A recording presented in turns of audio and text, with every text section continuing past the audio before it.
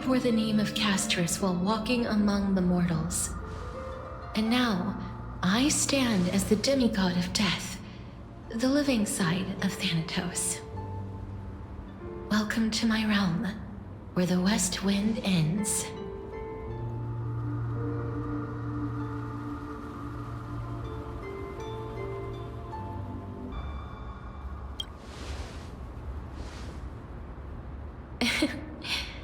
Every departed soul who has arrived here has expressed the same. Did you know? Every flower here was planted by Thanatos themselves. These flowers were originally both lifeless and immortal, but in the first rain brought by the River of Souls, they were given new life, flourishing as the bearers of countless souls. And it is my duty as the Master of Death to tend to their well-being and foster their growth in this serene haven. Similar to the structured cycle of life and death in the mortal world, these flowers too shall wither and fade, returning to the earth and then ascending to the sky with mist and tides. Eventually, they will descend to the mortal land as gentle rain. Every soul undergoes the perpetual cycle of reincarnation, albeit in varied forms, until the world meets its end. Yet, sadly, there's no time left for Emphorius to wait for when the flowers bloom again. Now, death is the power at my fingertips. It once led the souls of the deceased here, but I shall open the gate of the netherworld and return you to the realm of the living. In exchange, please take the core flame of death with you and complete the flame chase journey. Do not let our work thus far be in vain.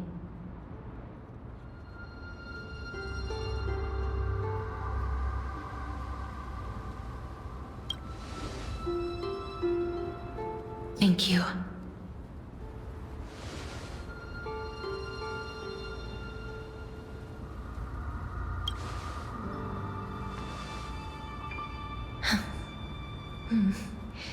Just like the other demigods, I will stay here and embrace my destiny.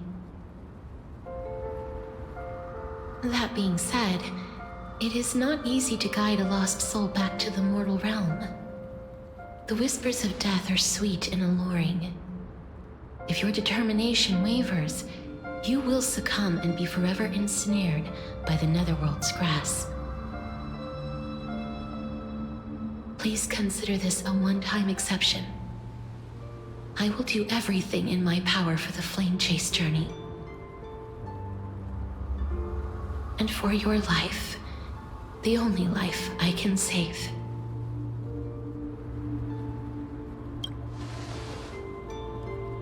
I am glad to hear that.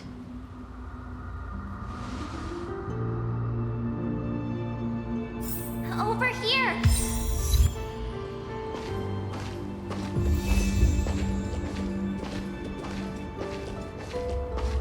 I believe in you.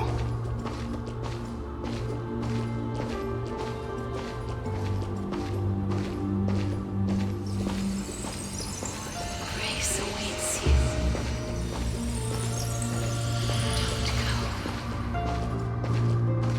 Lift your chin up high! Step forward with us toward tomorrow! That's right. Keep your eyes on the dawn. Onward. Show me your courage.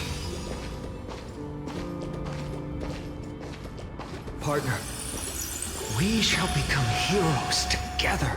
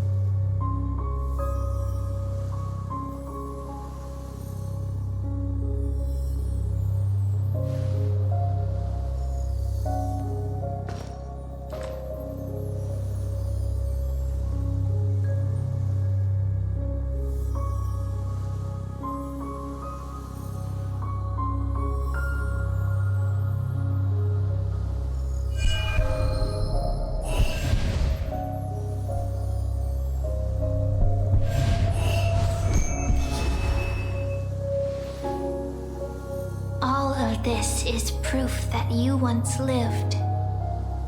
Your soul, your memories, the years you've journeyed through, and the path they revealed, leading you back home.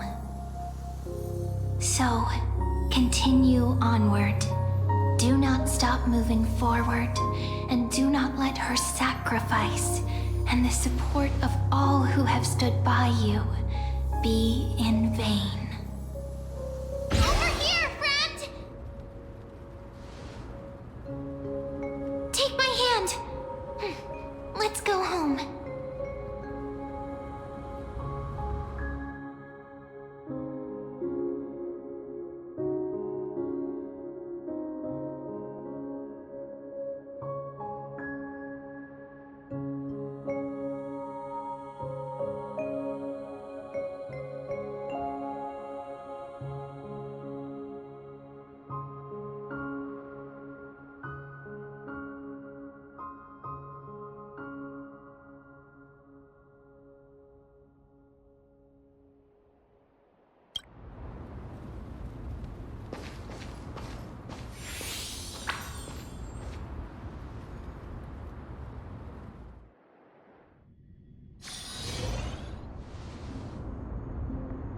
At last, I knew you could do it. Your soul is still perfectly whole, as if some kind of force is trying its best to keep it together. Is it Ornyx's final blessing? Or is it a miracle of your own? It's truly incredible. Such a strange surge of familiarity. So hard to describe. Perhaps it is fate, once again fulfilling its own design. Or perhaps it is the laws from beyond the sky, so familiar to you, that intertwined our fates long ago.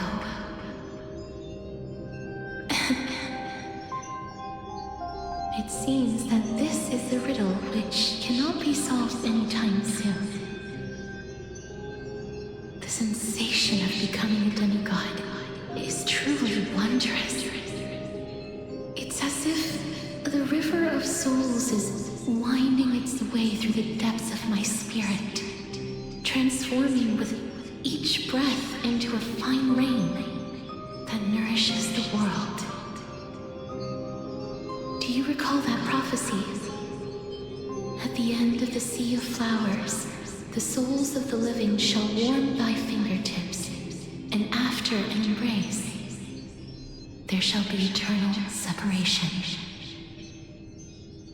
I promised you that I would do everything in my power to give it another meaning. Now, as I stand as a demigod, and destiny draws to a close, I can finally end it in a way that is as beautiful as it deserves.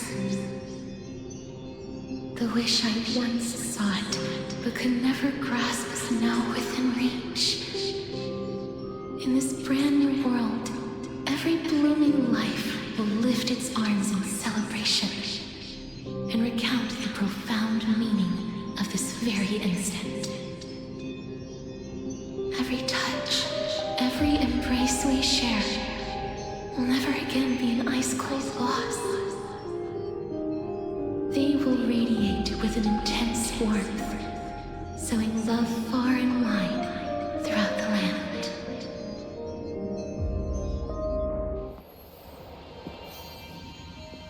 The other shore is very cold.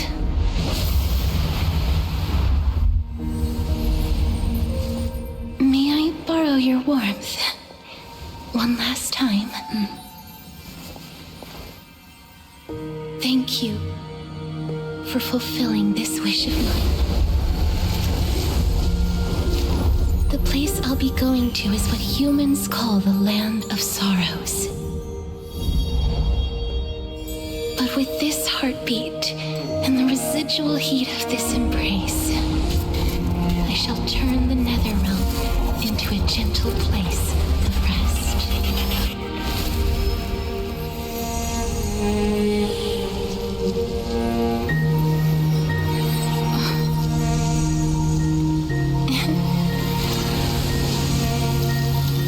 This embrace may be brief, but it's the proof that I once lived. Farewell, then. May we reunite in the new world.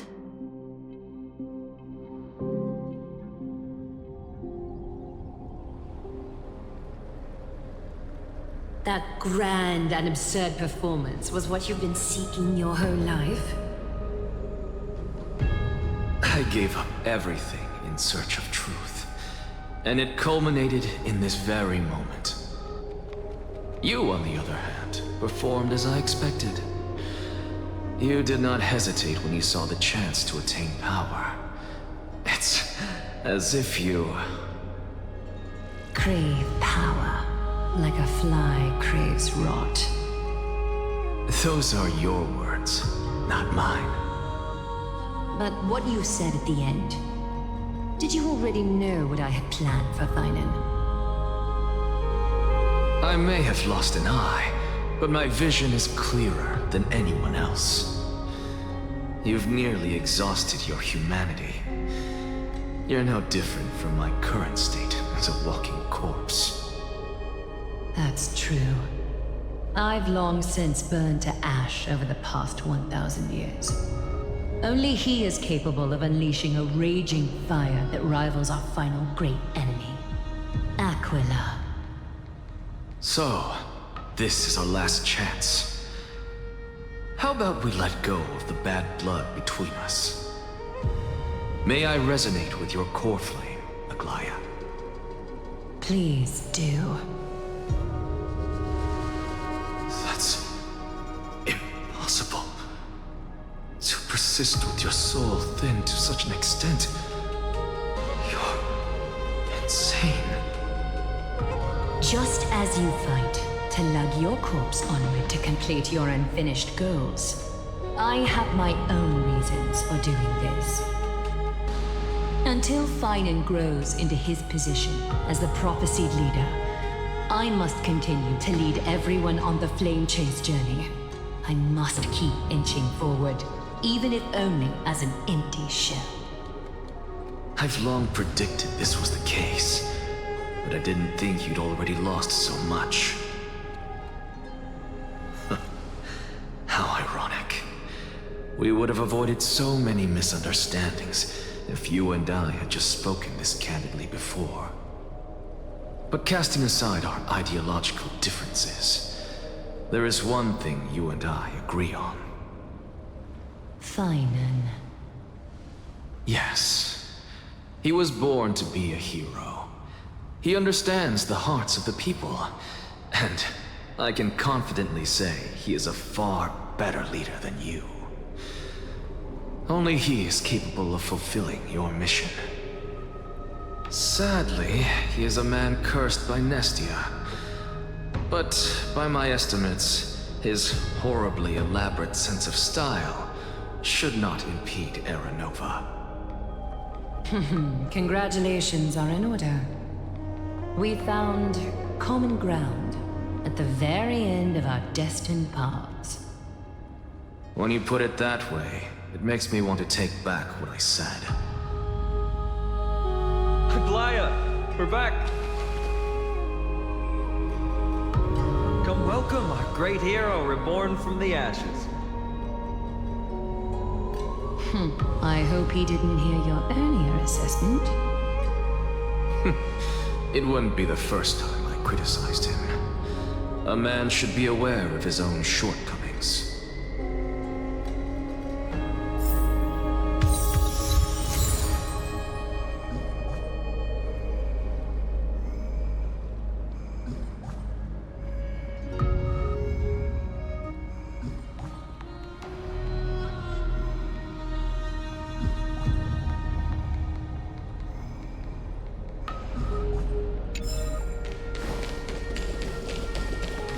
I'm glad.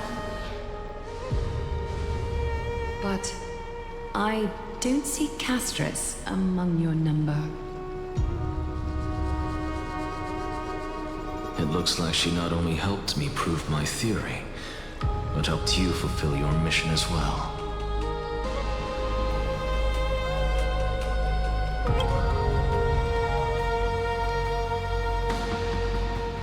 She might not have been able to change her fate, but she still wrote the final verse of her epic herself.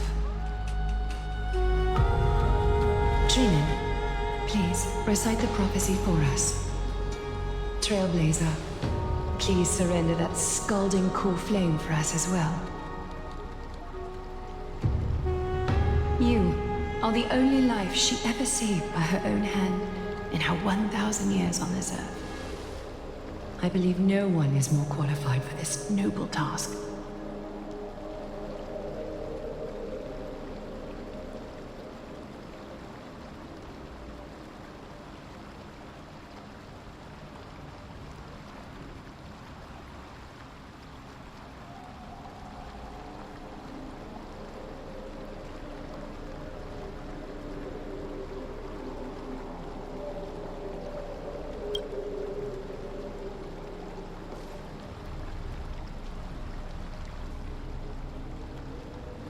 O gods who have returned, and gods who are still watching, today we bring you a soul laid bare.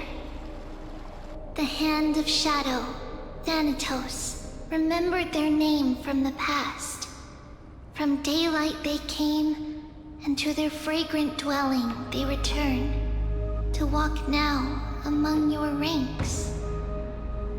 And there was one who joined hands with the Titan, a traveler risen from the dead and reborn among mortal kind.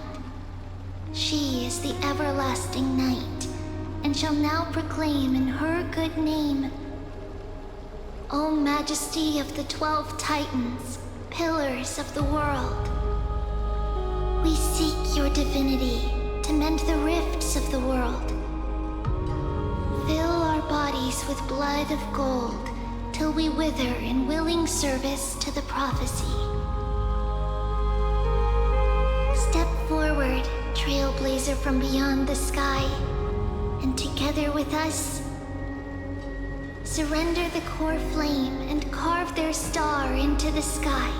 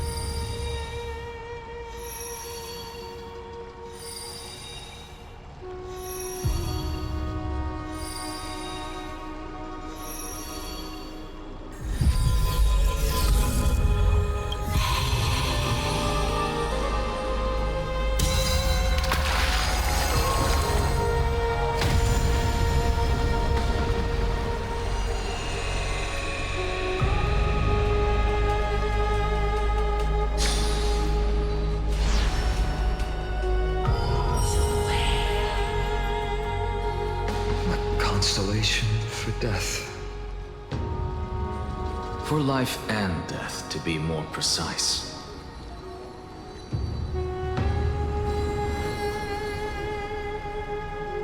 Look, it's...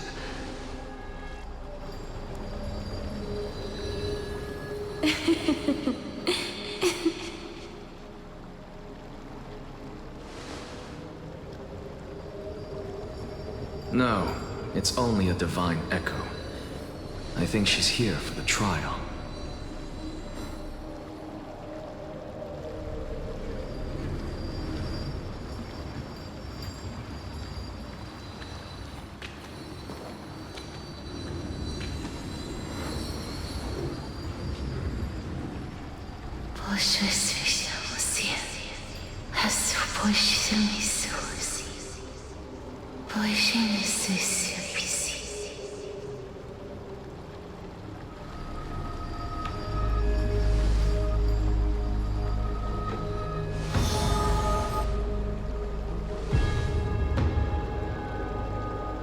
did she say? That's the language of the Titans. Castor is... no. The Titan. They said... I have illuminated the cold shadow of death. Onwards. For your path to the future is bright and its flame eternal.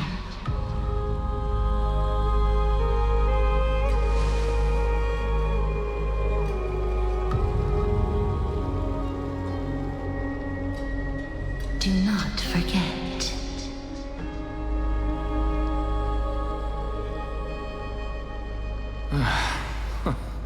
She made quite a scene. I suppose it's my turn now. I won't stop you. Professor, you... What's with that look? You were present. So, let's get this execution over with. We wouldn't want to bring shame to Akima's divine laws or keep me from creating a new world. You never change, do you, Professor? I don't understand. If your theory is correct, you'll lose all memories of your past life once you become a Titan. So what's the point of becoming a god? Of course there's a point. Even if I forget who I am, I'll still have my brilliant mind. It goes without saying, I'll find a way to retrieve memories of my past life. Besides, I still have you, don't I? I still don't really understand what you said during the assembly. Even if it were true, things reforged from memory could never be the same as the original anyway. Then allow me to tell you right now that you're wrong. What exactly are we? My answer is that the Chrysos heirs are the future Titans and vice versa. Of course, this answer only applies to us. So, what are we when it comes to regular mortals? The very essence of the world, our souls, are tiny invisible seeds that hold records of each person's memories of the world. And we are the buds that sprout from these seeds to grow into great trees. Is that what new sporism means? Correct. Once our physical bodies are born, we become new extensions of the world. From there, we plant our seeds into someone's memories, and then scatter them into the hearts of countless people in the future. Just as seeds are affected by their environment, so too will our appearances differ across memories. But the partial memories we carry will always be the same, because that is just how the world is. To destroy our very existence, one must destroy the world itself. But we have someone who will still live on with his perfect memory. That person is you, child of Kefali. This is what it means to be the world-bearing Titan. So, carry everything of this world and live on. Don't disappoint those most precious to you. Don't disappoint Lady Goldweaver. And especially, don't bring dishonor to my theory. Anaxa, I swear to you, I'll lead everyone to our reunion in the new world. Good. That is all I have to say. Farewell, everyone. May we meet again in the next life. Farewell, great performer. May Circes safeguard your thoughts.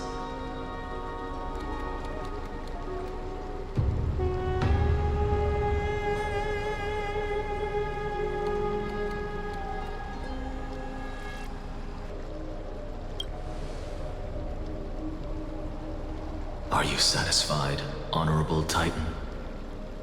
Very. I hereby swear I have borne witness, Anaxagoras of the Noose Forests and the Grove of Epiphany has successfully overcome the trial of reason.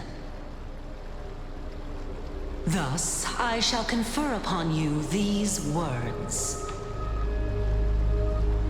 You shall transcend the peaks of purity and return to corruption and hardship. Oh, so that's a god's prophecy. It sounds like you just rephrased my past, present, and future. Ah, Circes. Is that all you've got? Well, you've already transcended the peaks of purity, and you were never the type to give me any leeway. That is true. But I do still have one question. I knew it. What is it? Maybe we're thinking of the same thing. As you've so boldly stated, we and the world itself live on through the memories of others. If that is the case, whose memories did the very first new spore sprout from? How should I know?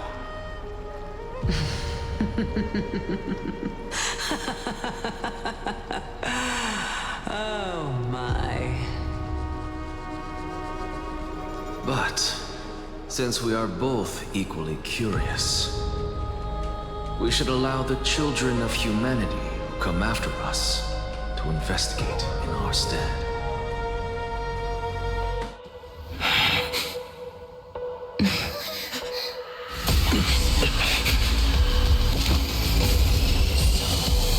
Rejoice, Circes. I sow the seeds of suspicion in the new world with your soul! And now, the objective is complete. That is all.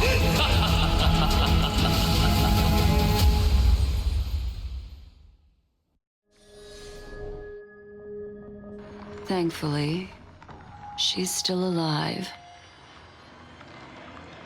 Was March 7th also in this condition when she was first rescued by the Express?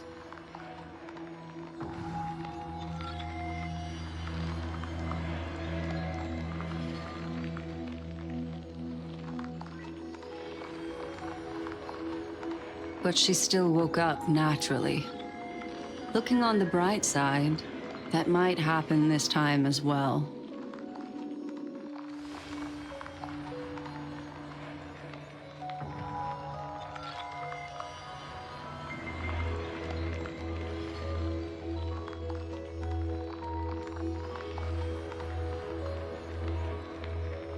I do not have conclusive evidence, but judging by her current condition, perhaps March 7th's memories have been hijacked. Think about it, Miss Himiko. What will happen when someone loses their ability to remember?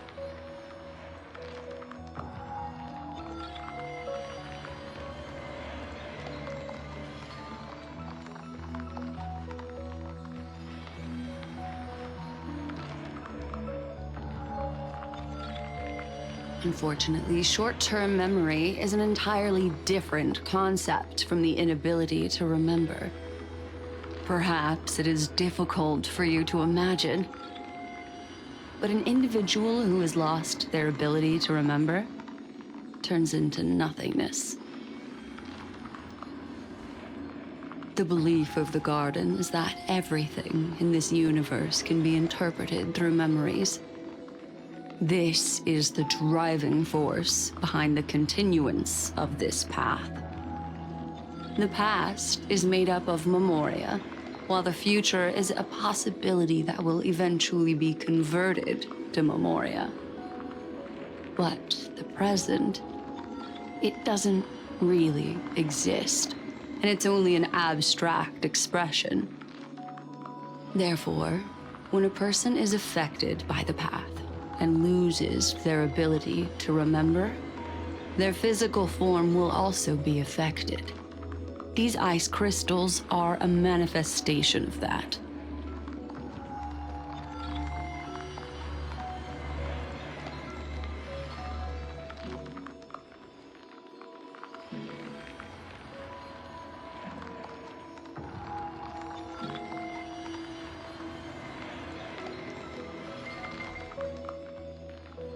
Is Miss Himiko suspicious of me?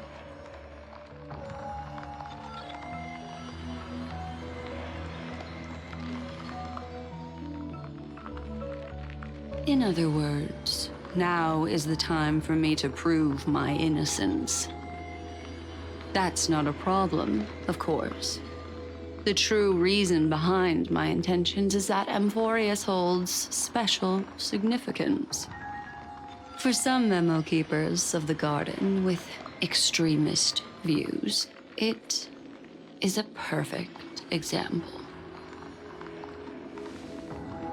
A world that can only be seen through the garden's mirror means that memo keepers have the right to keep the world in their private collection.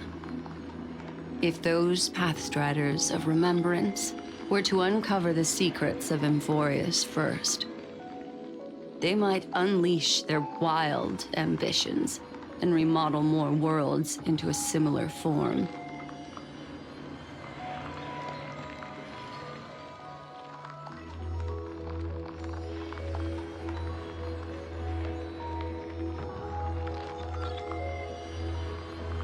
I chose to remain quiet before, because I did not want to involve you in the garden's internal conflicts.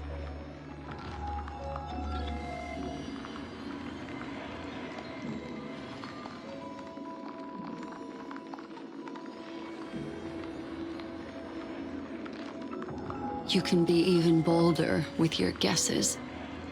The people that I'm talking about, they aren't just individuals. They are an organization that has already attached itself to the pinky finger of Fu Li.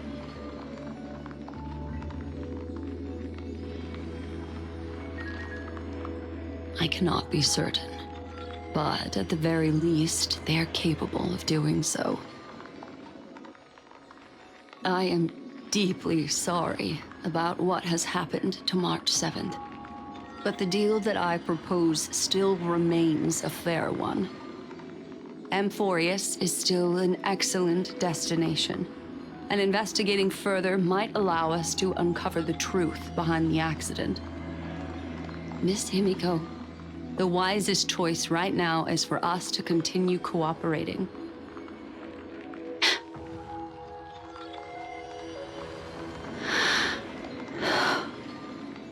Let me take back a part of what I said just now, Miss Himiko. Although we indeed struck a deal, it seems like I have involved you in some unforeseen danger. Please accept my deepest apologies.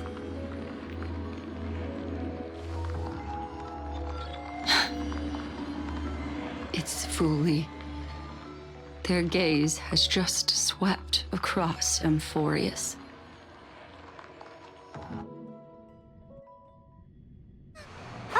How interesting. I never expected a mere memo snatcher to be actually hiding so much inside her head. What's even more interesting is that the word Amphorius has appeared in her subconscious.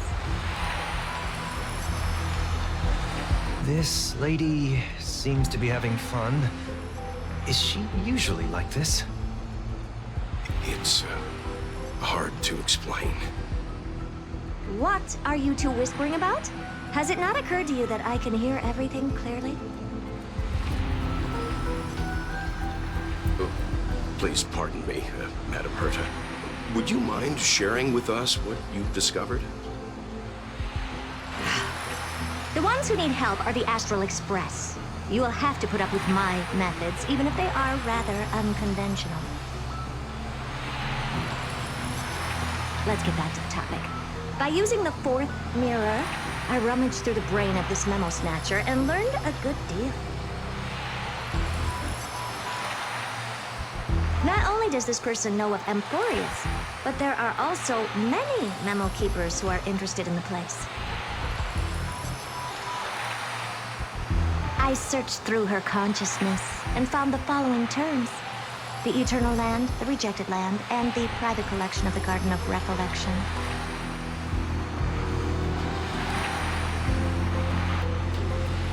It seems like Miss Black Swan is indeed hiding some things from us. Since I'm not able to find any useful clues from the outside, why don't I personally visit this mysterious Emporius? You're planning to head to Amphorius yourself? Yes, but not in the flesh like you all foolishly did. See these Herdimirrors? With them, I can project my data spirit entity to any corner of the cosmos through spatial warps, without even needing to leave my room. But of course, these corners of the cosmos must be within the coverage zone of inter-astral peace communications. After all, this is collaborative technology. I see. You do seem like the more indoor type. Although that star zone is not within the network of the IPC, the Express itself can serve as a signal station. Come, give me the astral chart coordinates. Then, sit back and enjoy the show.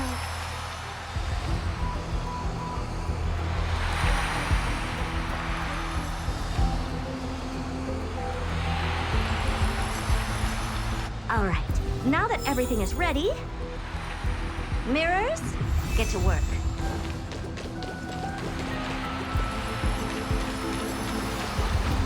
First mirror, input the coordinates. You'll be in charge of the spatial warp. As you command, Madam Curtis. The preparations are complete. I wish you a pleasant journey ahead.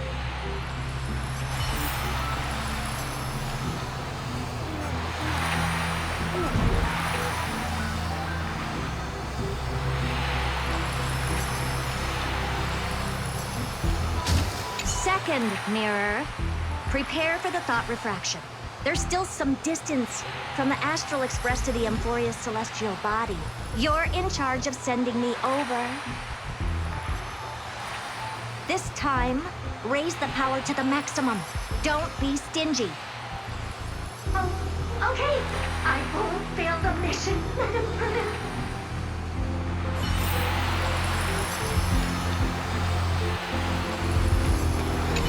Third mirror, you're in charge of generating the data spirit entity. I'm happy to help, Madam Curtis. What kind of appearance are you planning to use this time? Good question. Let me think. Forget it. Just use my own appearance. There's no one there that'll recognize me anyway.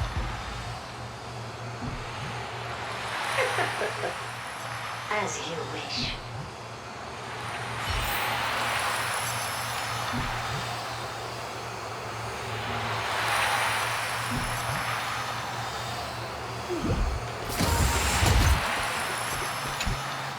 Preparation of the data spirit entity complete. Thought refraction at max power. Excellent. First mirror. Let's get going. Have a safe trip, Madam Herta. May your journey yield good results.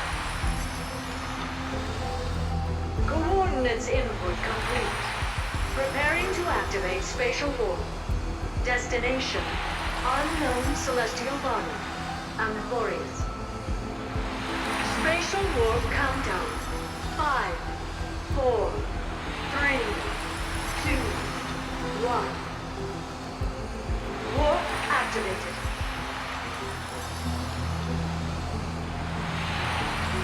Oh! So that's Amphorius? Its appearance sure is unique. Second mirror. Prepare for thought refraction. It's time to send me in. All right. Please read the safety protocols carefully. Can't Can't you hurry up? Yes, ma'am. I didn't expect it to be so turbulent. I should have asked the second mirror to use slightly less power. What a magnificent sight! Is this the entrance to Emphorius? Let's see. Perhaps I'll be able to find a way in.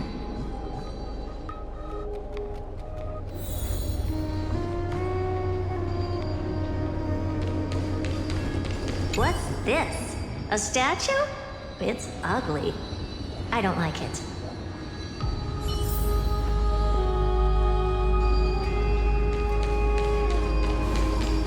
Oh, I finally found your traces. How esteemed must you be for the great Herda to come out personally? When we return, get ready to become free labor for the simulated universe for the rest of your lives.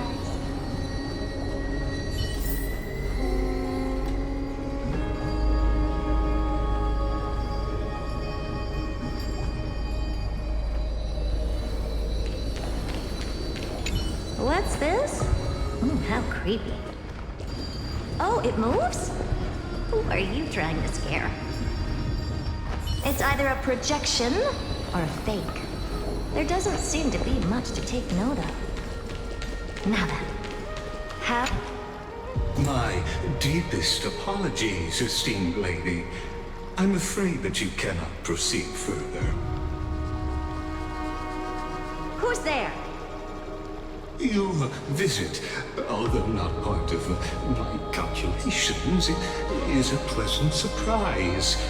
It's a pity that the preparations are not yet in place to receive you with the hospitality that someone of your status deserves.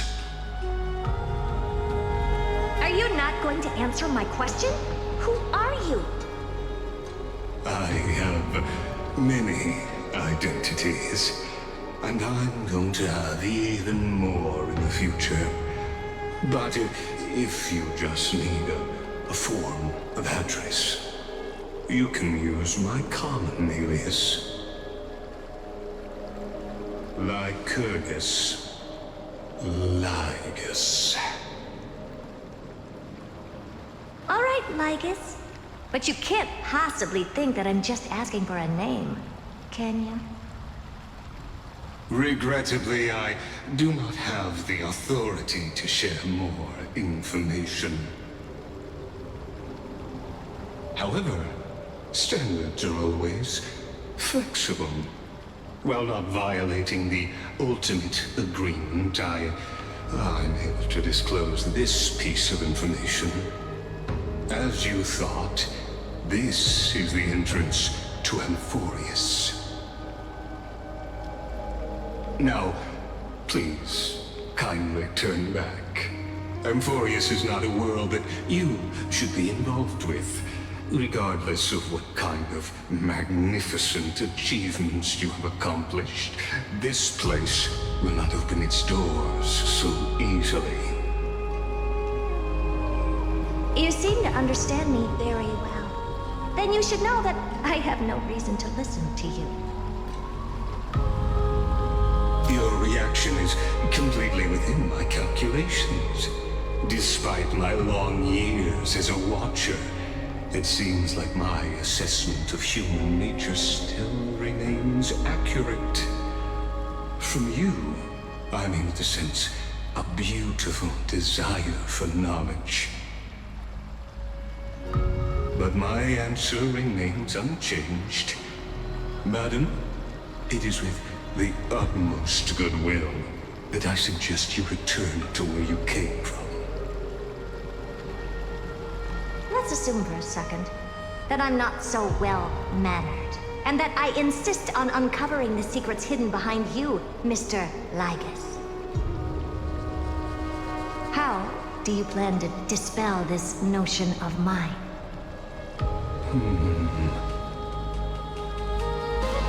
Within the scope of the ultimate agreement, there are 178,244 logic chains at my disposal to convince you. After filtering through them, I have determined that I only require 3 to attain the results that I desire. Oh? I'm all ears. First, for reasons that cannot be disclosed, Amphorius is a completely isolated celestial body. Apart from me, no one else will be able to help you enter. That's not a good argument. Second, if your plan is, as you've alluded to previously, to force me into cooperating by showing hostility, do know that, just like you, I have basked in the gaze of the erudition. I stake my honor and assure you that in the worst case scenario, our mutual destruction will be inevitable. Oh. No wonder I couldn't find a back door. When I did a scan of our surroundings, the safety protocols on you are comparable to Screwy's. How interesting. I assume that you still wish to hear the 3rd logic chain. Of course. Why wouldn't I? 3rd, even if you exhaust all your means and find a way to break through, you will surely give up once you understand the consequences of your actions. After all, throughout your long life, as much as you would hate to admit, your conscience has played a crucial role. What a brazen robot. You think that you can actually understand me through your paltry calculations? But since you put it that way, why don't you tell me what these consequences will be? It concerns the 3rd path that is entangled with Amphorius. A path that you and your friends still very much lack understanding of. The destruction. So, if you ignore my warnings and persist in your ways, you will break the shackles of a Lord Ravager. And when that happens, their fury will engulf the cosmos.